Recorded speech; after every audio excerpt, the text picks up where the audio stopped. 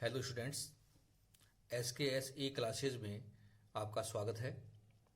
आज का हमारा लेक्चर है वो है प्रोबेबिलिटी बर्नौली थ्योरम, अर्थात प्रायिकता में बर्नौली प्रमेय के आधार पर हम किस प्रकार से प्रायिकता ज्ञात करें, ये हम आज के लेक्चर में अच्छे तरीके से समझना चाहते हैं। मेरे पिछले लेक्चर्स में आपने प्रायिकता का योग प्रमेय पढ़ा, आपने गुणन प्रमेय पढ़ा, और ठीक इसी प्रकार कम से कम एक घटना की प्रायिकता कैसे ज्ञात करें वो पढ़ा आपने, और कम से कम दो या अधिक घटनाओं की प्रायिकता निकालना हो तो कैसे ज्ञात करिए आपने पढ़ा। और आज का जो हमारा है वह बर्नौली प्रमेय अर्थात बर्नौलीज थ्योरम से हम प्रायिकता कैसे ज्ञात करें। तो डियर स्टूडेंट्स, यदि किसी घटना के एक परीक्षण में घटित होने की प्रायिकता ज्ञात हो तो कुल n परीक्षणों में से निश्चित रूप से उसके r बार घटित होने की प्रायिकता ज्ञात करनी हो तो जेम्स बर्नौली के निम्न सूत्र से सरलतापूर्वक निर्धारित कर सकते हैं। तो हम कोई भी प्रायिकता निकालनी हो अपने, तो यहाँ पर हमारा जो फॉर्मूला है वो कॉम्बिनेशन बेस्ड फॉर्मूला होता है, अर्थात हमें n ट्रायल्स में से r रेशियो का चयन करना हो तो हमारी प्रायिकता क्या होगी ये अपने समझना है। तो ऐसे क्वेश्चंस जो खास करके कॉइन्स बेस्ड हैं, डाइस बेस्ड हैं, या जिनकी हमें प्रायिकता पता है तो उनके आधार पर हम बर्नौली प्रमेय कैसे उपयोग करें समझना है। तो हमारा फॉर्मूला है इसका NCR P की पावर R और Q की पावर N-R। अब यहाँ ये जो फॉर्मूला हमने दिया है ये समझना है, ये NCR वही फॉर्मूला है जो कॉम्बिनेशन में मैंने आपको पढ़ाया था, अर्थात संचय कैसे ज्ञात करते हैं ये वो फॉर्मूला है। यहाँ किसी घटना की P का मतलब प्रायिकता क्या है, तो हमें पहले प्रायिकता निकालनी है और 1 - P कर दें तो हमारी Q आ जाएगी, अर्थात किसी घटना की जो है यूं कहें कि असफलता क्या है वो निकाल सकते हैं। और N-R, ये N में से R ट्रायल घटा दीजिए तो ये हमारा पावर जो है असफलता के लिए यूज करते हैं। तो इनके सिंबल्स भी समझ लीजिए आप साथ साथ। P मीन्स घटना होने की प्रायिकता अर्थात सफलता, घटना होने की प्रायिकता को हम सफलता या सक्सेस के नाम से जानते हैं। Q मीन्स है घटना न होने की प्रायिकता, अर्थात 1 - P कर देंगे हम तो ये घटना न होने की प्रायिकता हमें मिल जाएगी। N मीन्स है प्रयासों की कुल संख्या, अर्थात नंबर ऑफ ट्रायल्स कितने किए हमने वो हमें N मानना है, स्मॉल n है इसका। R मीन्स है घटना होने की स्थितियों की संख्या, अर्थात सफलता की स्थितियों की संख्या, number of successes in N trials. हम जितने N ट्रायल करेंगे उनमें R का मतलब सक्सेस की हमें क्या संभावना देखनी है वो हमें यूज करना होता है, वो R का मतलब होगा। और NCR का मतलब है N में से R वस्तुओं के संयोगों या संचयों की संख्या, अर्थात number of combinations in N trials of R ratios. तो हमें ये संख्याएं निकालनी होती हैं, तो बहुत आसानी से हम जेम्स बर्नौली के इस सूत्र से हम प्रायिकता की गणना कर सकते हैं। NCR मैंने आपको बताया था ये हमारा कॉम्बिनेशन है, कॉम्बिनेशन में हमें वही फॉर्मूले यूज करने हैं जो मैंने मेरे पिछले कॉम्बिनेशन के लेक्चर में आपको पढ़ाए थे। अगर आप भूल गए हैं तो पुनः है मेरे उस लेक्चर को आप सुन सकते हैं। लेक्चर नंबर 1, 2, 3 जो थे वो प्रायिकता के बेस थे, जिसमें परम्यूटेशन और कॉम्बिनेशन मैंने आपको समझाए थे, तो आप उनको पुनः देख सकते हैं। तो हम कुछ क्वेश्चंस के द्वारा बर्नौली प्रमेय को अच्छे तरीके से समझना चाहते हैं। तो आपका पहला क्वेश्चन इस प्रकार से है, 5 सिक्कों को उछालने पर 4 चित आने की संभाव्यता बताइए। Find the probability of getting exactly 4 heads in a tossing of 5 coins. तो ये हमारा क्वेश्चन है और इस क्वेश्चन को हम बर्नौली प्रमेय से बहुत आसानी से हल कर सकते हैं डियर स्टूडेंट्स। तो देखिए कैसे हल करिए, अपने को इसका एनालिसिस करना है। हमारे क्वेश्चन में हमें बताया है कि प्रयासों की संख्या हमें दे रखी है वो है 5 कॉइन है, तो यहाँ N बराबर हमारा है 5, N मीन्स 5 है, और हमें एग्जैक्टली 4 हेड्स चाहिए तो R बराबर हमारा है 4, जो क्वेश्चन में हमने छांट लिया है। अब हमें यह समझना है कि जब कोई भी कॉइन हम उछालते हैं, टोस्टिंग ऑफ कॉइन्स, तो हमारी प्रायिकता क्या होगी। तो जैसे हमें पता है कि एक सिक्का जब उछालते हैं तो सिक्के के 2 पक्ष होते हैं, एक हेड होता है और एक टेल होता है। तो प्रायिकता हमारी जो है वह 1/2 आएगी, P = 1/2। और अब हमें तुरंत Q भी निकालनी है, तो 1 - P, 1 - P कर दीजिए। तो 1 - 1/2 किया हमने, तो सिक्के का Q का मान भी कितना होगा, 1/2 होता है। तो इस तरीके से हमने बेसिक जो सूचनाएं हैं वो छांट ली हैं। अब हम बर्नौली प्रमेय का फॉर्मूला लिख रहे हैं।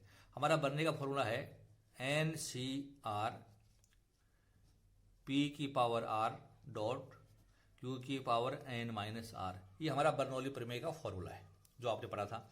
मैं वैल्यू पुट कर रहा हूँ, एन मीन्स है 5C और आर मीन्स है 4, तो 5C 4। प्रायिकता हमारी पी है, तो पी का मान है 1/2। 1/2 की पावर आर है, तो आर हमारे सॉल्व 4 है, तो 1/2 की पावर 4।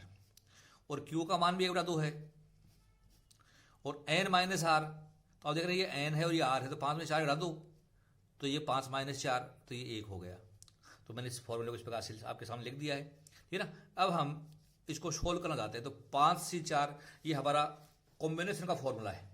और कॉम्बिनेशन का फॉर्मूला आपने पढ़ा था कि 5 फैक्टोरियल एन माइनस आर का फैक्टोरियल करना आपको, तो ये 1 फैक्टोरियल और 4 फैक्टोरियल, ये हमारा कॉम्बिनेशन का फॉर्मूला है जो मैंने आपको पढ़ाया था।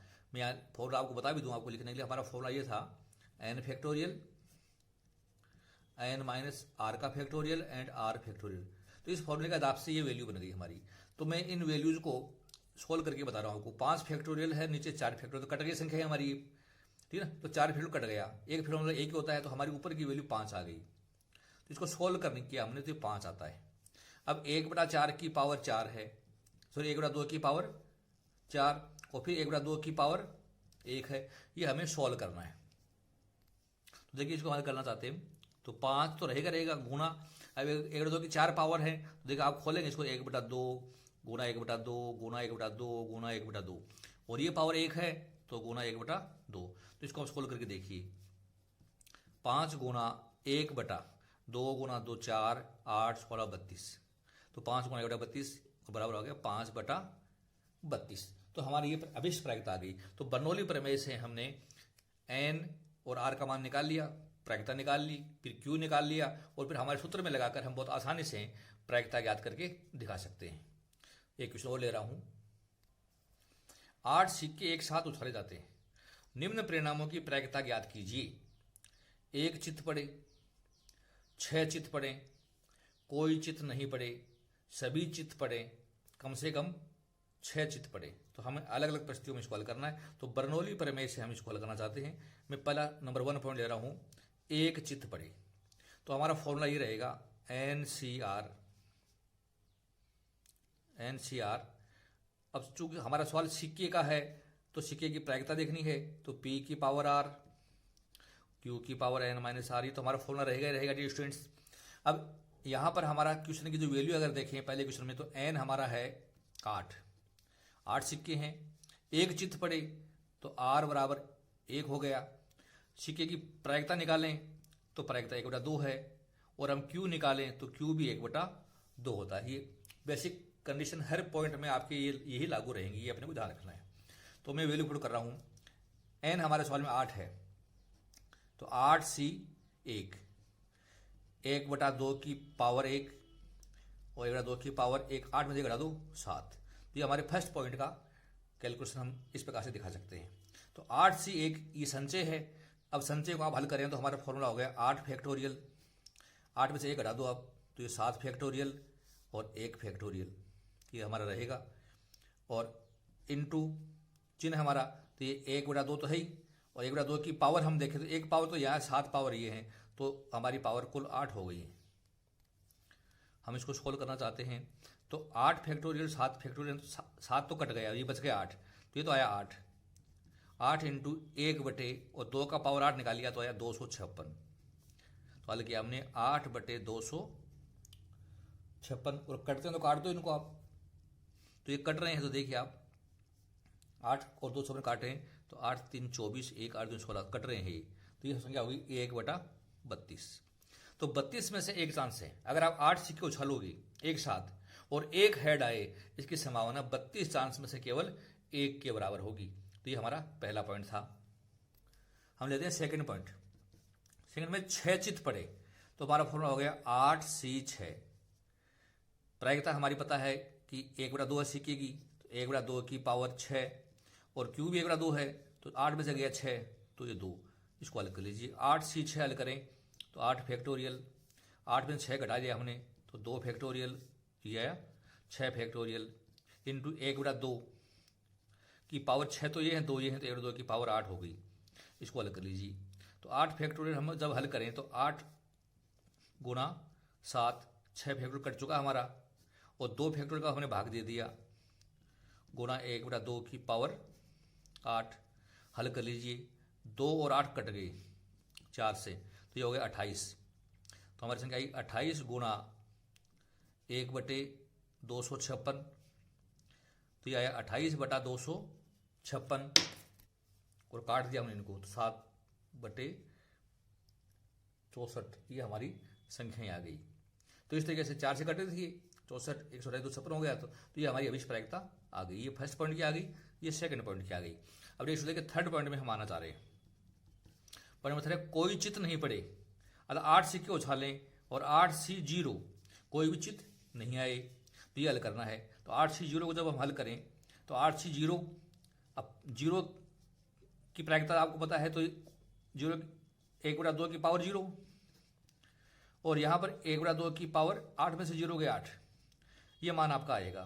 तो देखिए अब 8C0 हम हल करें तो 8 फैक्टोरियल, 8 में से 0 गया तो 8 फैक्टोरियल, 0 फैक्टोरियल, और गुणा 1/2 की पावर 8, 1/2 की पावर 8 है, हल कर लीजिए। 8 फैक्टोरियल 8 फैक्टोरियल कट गया, तो 1 आया है, तो 1 गुणा 1/256, तो हमारी अभिष्ट प्रायिकता आई 1/256। चौथा पॉइंट हमारा, सभी चित्त पड़े, अर्थात 8 सिक्के उछाले, 8 सिक्के उछाले, 8 के 8 ही हेड आए, तो 8C8, प्रायिकता हमें पता है सिक्के की 1/2 है, तो 1/2 की पावर 8, और क्यू भी 1/2 है, तो 8 में से 8 गया 0, पावर 0, हल कर लीजिए। तो 8C8 हल करें तो 8 फैक्टोरियल, 8 में से 8 गया 0 फैक्टोरियल, और बटे 8 फैक्टोरियल, गुणा 1/2 की पावर 8, तो हमने हल किया। 8 फैक्टोरियल 8 फैक्टोरियल कट गया, तो 1 ही रह गया, तो 1 गुणा 1/256, तो ये प्रायिकता भी हमारी 256 आ गई। तो ये मैंने आपको बताया था कि 8C0 उतना ही होता है जितना 8C8 होता है, इनमें कोई फर्क नहीं होता है, जैसा कि मैंने मेरे लेक्चर नंबर 3 में आपको एक्सप्लेन भी किया था। तो इस तरीके से हमारी प्रायिकता निकाली हमने, ये 1/256 आया। अब पूछा है पॉइंट नंबर 5 में, कम से कम 6 चित्त पड़े, तो कम से कम 6 में हमें प्रायिकता निकालनी है। याद रखना, प्रायिकता निकालें, R = 6 = 7 = 8, हमें R 6 की, 7 की, 8 तीनों की निकालनी है प्रायिकता, ये आपको अपने को विशेष रूप से याद रखना है। तो मैं इसको आपको हल करके बता रहा हूँ। तो देखिए हम हल किया, 8C6 1/2 की पावर 6, 1/2 की पावर 2 हो जाएगा। 8C7 हल करें तो 1/2 की पावर 7 और 1/2 की पावर 1, और 8C8 हल करें तो ये हमारा आएगा। और हम इतना करने के बाद हम इन सब का योग भी करेंगे, ये भी अपने ध्यान रखना है। तो 8C6 को जब हम सोल्व करें तो देखिए डियर स्टूडेंट्स, 8C6 का मान आप निकालें, तो अभी हमने याद किया था 8C6 का मान, 8C6 का मान हमने याद किया था, वो आया था, ये हल किया था हमने, ये 28 आया था। तो 28 मान आया था, तो प्रायिकता हो गई थी हमारी 28/256, ये प्रायिकता हमने याद की थी 8C6 की। अब हम 8C7 का मान निकालें, तो 8C7 का मान निकालें तो 8C7 का मान उतना होता है जितना 8C1 का होता है, तो ये भी हमने याद कर रखा था। देखिए ये 8/256 आया था, तो ये मान हो गया हमारा 8/256 हो गया। हमारे पास 8C8, तो 8C8 उतना होता है जितना 8C0 होता है, तो 8C8 का मान अभी हमने यहाँ ज्ञात भी किया था। देखिए 8 का भी निकाला था, 1/256 है, 1/256। अब डियर स्टूडेंट आप तीनों का योग कर दीजिए, 28/256 प्लस 8/256 प्लस 1/256, हल किया हमने, 28 और 8 36 और 1 37, तो हमारा अभिष्ट प्रायिकता है 37/256। कम से कम 6 चित्त पड़े, इसकी संभावना निकालते हैं तो 256 में से 37 आंसर से आएंगी, कि जिसके आधार पर हम प्रायिकता निकाल सकते हैं। तो देखिए हम बर्नौली प्रमेय के द्वारा बहुत आसानी से n में से r की प्रायिकता निकाल सकते हैं, यदि आपको प्रायिकता का मान p पता हो, और 1 - p करके हम q निकाल सकते हैं। तो इस तरीके से ये बर्नौली के क्वेश्चन मैंने आपको समझाई, बहुत सरल मेथड है, आप प्रैक्टिस करिए, बहुत अच्छी तरीके से इन क्वेश्चन को आप सॉल्व कर सकते हैं। मेरे अगले लेक्चर में भी मैं आपको बर्नौली प्रमेय से संबंधित कुछ और क्वेश्चन हल कराऊंगा। आप मेरे लेक्चर निरंतर वॉच करते रहिए, और प्रायिकता के चैप्टर को अच्छे तरीके से तैयार करना है, क्योंकि ये एक बहुत अच्छा टॉपिक है, खास करके एमकॉम एग्जामिनेशन में, CA फाउंडेशन के एग्जाम में, और RPSC कॉलेज एजुकेशन लेक्चरशिप के एग्जाम के लिए भी एक इंपॉर्टेंट टॉपिक है। तो आपको अगर ये लेक्चर पसंद आया तो इसको आप लाइक कीजिए, वो अपने फ्रेंड्स में अधिक से अधिक इसको शेयर कीजिए। आपने लेक्चर ध्यान से सुना, उसके लिए बहुत बहुत धन्यवाद। Thank you so much. मेरा चैनल अभी तक सब्सक्राइब नहीं किया है तो चैनल को आप अवश्य सब्सक्राइब कीजिए। लेक्चर सुनने के लिए बहुत बहुत धन्यवाद। Thank you.